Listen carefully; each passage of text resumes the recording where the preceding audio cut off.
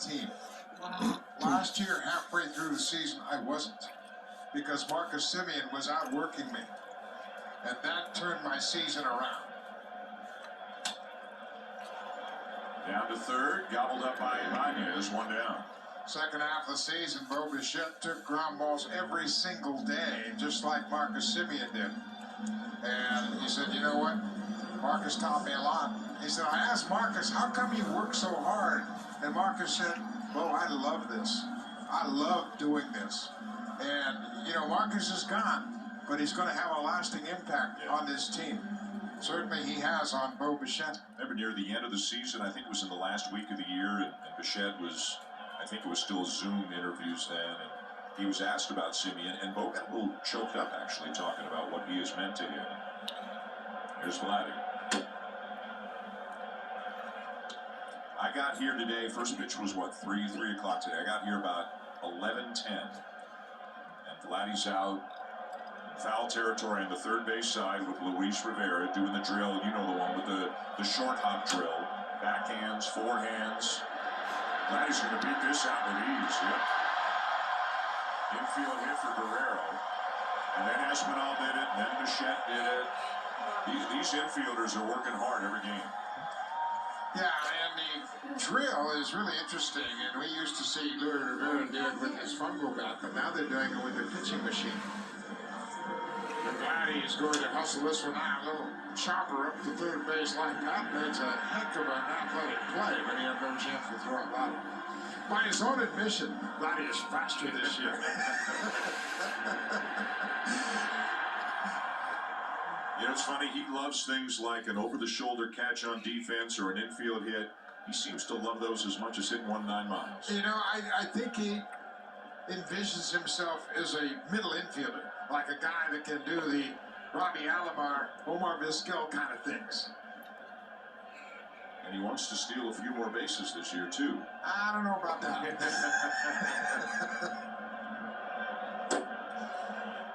Strike to Teoscar Hernandez. You know, when you're a young kid, you envision your baseball heroes as doing everything. You know, you want to play center, you want to play short, you want to be a pitcher. And that's the kind of attitude Vladdy has. He thinks he can do everything, and he's not wrong. It's going. Boom. And it hits Hernandez.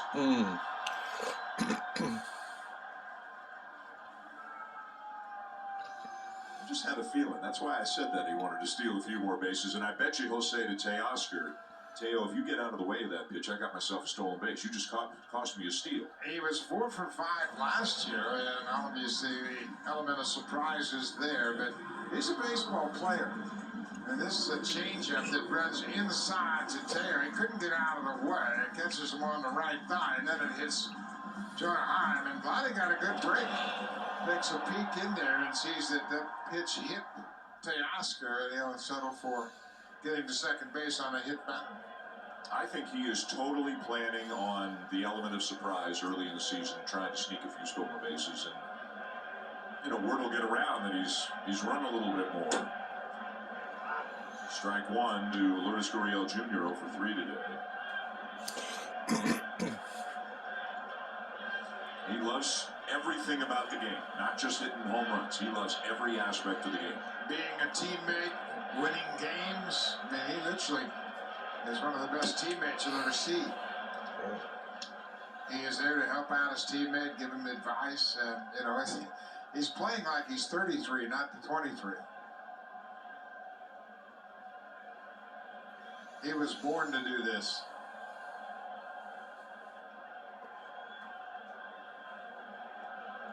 He's hoping that to get the wave home from Luis Rivera, if Lourdes Gurriel can do something here to try to add to the Blue Jays' lead.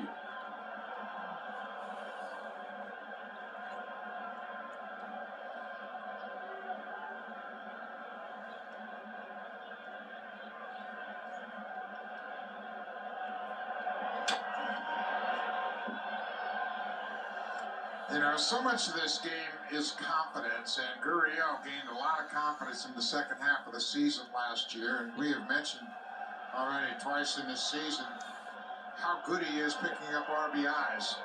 368 with runners in scoring position because he's confident now. he knows he's always got the pitcher in a jam. Boy, he missed a pitch right there. That's not where you want the 0-2 slider. This thing is right down Broadway, and he is all over it, and he just hits underneath it and barely gets a piece of it, but that one was destined for the seats.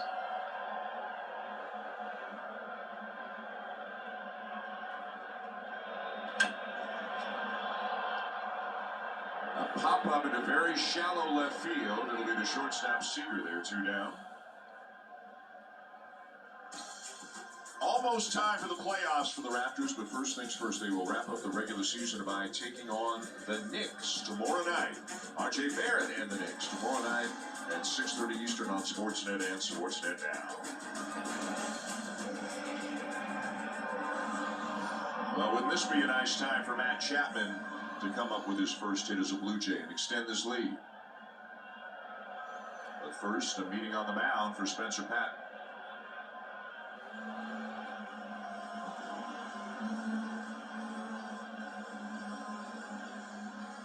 Obviously, the Rangers have a pretty good book on Chapman from all of his years playing with Oakland. It's just like the one time Marcus laughs, and he won't even let us see that he's laughing. That glad he's got to laugh. Come on, Marcus. It's okay.